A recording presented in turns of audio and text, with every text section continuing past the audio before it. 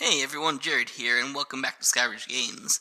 Now today we're going to be doing the first in a kind of series of prototypes, kind of introductions to games, I guess would be the best way to phrase that, where, we're going to have prototypes out like this. So, today we are looking at a micro game that I call Pandora's Puzzle. Now, micro games, for those of you that didn't know, are basically supposed to be games with a fewer number of components. Thus, this one has about 18 cards currently. 9 for the main board, 9 in an extra pile, and a couple of pieces for the 1 to 2 players, plus however we want to keep track of points down the line and whatnot. So, this is kind of a tile movement game, where you obviously move tiles around. But the big catch from this one is that no, these cards are not blank. I'm not that lazy. They're actually simply upside down. So each player starts on one side or one corner, however we eventually want to do this. And basically on a turn, that player has the ability to do one of 3 different actions before they're able to move. The first, as you just saw, was to kind of flip the card over. These tiles are going to have, it won't eventually be these letters, but M stands for monster, which are kind of the roaming guardians or whatever they're going to be. And T would stand for treasure, that's not a treasure. That's not a treasure. I swear I put these down on purpose. But the T are basically treasures that you're trying to collect. There's one. So, this first movement is to flip a card over. If you are currently adjacent to it, since, as I said, people will be traveling upon these, the tile will stay up. However, say you wanted to, this guy wanted to flip up this tile to check on it, you could do that, cool, but then at the end of your turn, you're going to have to flip that down if you can't reach it. So that's the first ability.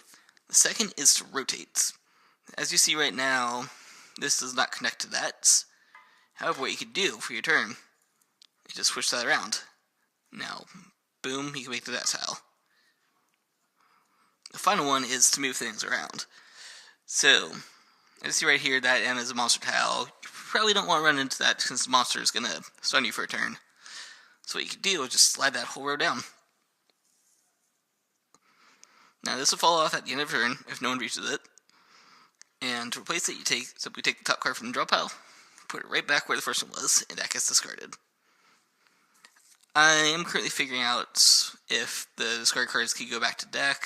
Once again, this is very early in the works, so a couple things will be added on from here. As far as the turns go, I'm thinking it'll be on a 20 turn timer, and essentially it's going to be a race for points in 2 players. The treasures will be worth 2 points, as it's the kind of main thing, though going to eventually represent some sort of unlocking mechanism to unlock Pandora's box, which is going to kind of be the theme of this game. And monsters are kind of Roman guardians that will stun you for a turn if you land on them. So if you hit a monster space, your turn instantly ends. You will not be able to do one of your turn actions that turn, and then you'll be able to move the next turn. So it does stun you for a turn, but it does also count for a point. The big difference on the one-player game is that you'll actually get to have 2 actions. So say you're here on this turn, you go boom. Okay, I know you get there, press monster, and let's go ahead and rotate me upwards so I'm facing away from that monster, something like that. Then you'll be able to move however it is. So that's the very basics of the game. Like I said, there are still a couple things I kind of want to improve upon. I'm thinking about making the monsters possibly move around once they're activated. The possibility of the treasures and monsters being color themed, so if you have gained that color treasure, you could fight that color monster without really stalling for a turn. And there's a couple other things that makes it a little bit more complicated, but once again, this is supposed to be a micro game. It's supposed to be a little bit easier. And we'll eventually have more theming once I actually create the actual cards. I'm thinking it would be cool to kind of, since this is supposed to be Pandora's box, it's supposed to be chaos, that like maybe each zone will be different, like one would be like graveyard, one would be fire pit or something. I don't know, just literally random things. It's Pandora's box, it's chaos, it's supposed to be random. So anyways, that is the first of my few games of Pandora's Puzzle. Let me know what you guys think down below. I would love comments on this as it's developing, hopefully to do more playtesting on it, whatnot. Look here soon for another one of these demo videos. I am currently working on the very basics for D-Right, so I can just have something to show for that, something to tell you guys about. And as always, don't forget to check out my social media if you're new here.